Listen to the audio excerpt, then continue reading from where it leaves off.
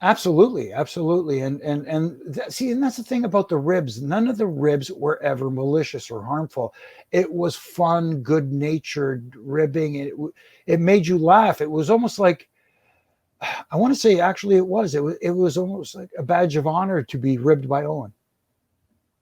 You Did you know, ever get ribbed by him? a couple of times, yes. I got the same one that D'Lo got at the time. Where I got I don't know how he did it, but he untied my ref shoe, my sneaker, one time in the ring during a match, and I still to this day don't know how he did it. I remember one time at a hotel, I get a phone call from the fr- I thought was the front desk saying my Right. credit card had been declined. I said, "What are you talking about?" "No, my credit card's fine." They said, "No, no, no, sir, your credit card has been declined. You have to come down to the front." I said, "It's 2:30, man. Can we do this in the morning?" He says, "No, sir, we have to take care of this right now." And I'm like, "Oh my goodness!" So like I put on a pair of shorts and t-shirt, and I'm walking down with my wallet and stuff like that. I get to the front desk, and they said, "Yes, can I help you?" And I said, "Yeah, somebody just called my room about my credit card." And no, no one. I it took a little while, but I figured it out. Yeah, I knew it was. Okay, I got got. You know, and one time I got here in Toronto, the guys, Jack Tunney used to, when the guys used to come to town, he used to book a block of rooms at the old Howard Johnson's here by the airport, so that all the guys had, stayed at the same place and can, you know, commute together. The guys that rode together and all that sort of stuff, and essentially located right by the airport, and also Howard Johnson's had a 24-hour restaurant, so the guys could eat and stuff like that, whatever Yeah. they wanted. So after a show at Maple Leaf Gardens, we're in the restaurant eating. Myself, Elio, the guy who basically got me hired by Jack, and we're just sitting there, and we get the bill, and the bill comes, and we're going, $78. What the heck did we have? You know what I mean? He said, "Oh, that gentleman said you're paying for his stuff over there." And, okay, you know what? What the heck? Yep. Anyway. That's great. And the D'Lo thing is right. Didn't he tie his shoes together while they were wrestling and he didn't even know it? That's what I heard from D'Lo. Yeah, I wasn't fortunate enough to be the referee for that match, but man, I wouldn't be able to hold it. I wouldn't be able to control myself. I'd be laughing my butt off.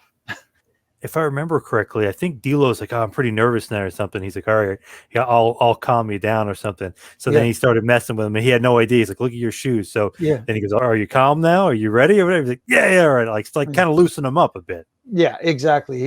He was a calming influence for everybody, and he was. Oh my goodness, he was so good. He was just so good. I remember one time. Um, so there was a debuting wrestler up here in Montreal by the name of Carl Leduc. He was the nephew of Joe Leduc, Hmm. and it was his first match, and he was wrestling John Bradshaw Layfield when he had the cowbell and the whole bit. Excuse me. So they wanted to put the kid over. He's in his home province, a town of Montreal. And they said to John, "Do you mind doing the honors for this kid?" John's like, "No, no, no." He says, "What do you do for finish?" And he says, "I don't have one." He says, "Okay, can you just do a small package?" And he says, "I don't know how to do that." And John, "Pardon me?" He says, "I don't know how to do the small package." So he calls me over. I'm riffing the match, right? He goes, "Jimmy, small package me." And I said, "Pardon me?" He says, "Small package me." I said, "Here?" And yeah. He says, "Do it." So I small package him, and as I small package him, he's looking up at this is how you do it. You hook the arm around the neck, and you hook the arm in the leg, and blah blah blah. And okay, so we go out to the ring. John basically had to put himself in a small package. But one of the problems that the Carl had was again, he was so green, for lack of a better term. He couldn't run the ropes properly. Like he would run to the ropes, kind of slow down, lean on them, and run the other way. You know what I mean? So the next night in Ottawa, I'm reffing his match again, but he's wrestling Owen this time. And of course, Chief Jay Strongbow says to Owen, he says, "Okay, take care of the kid, but whatever you do, don't have him run the ropes because it looks like crap."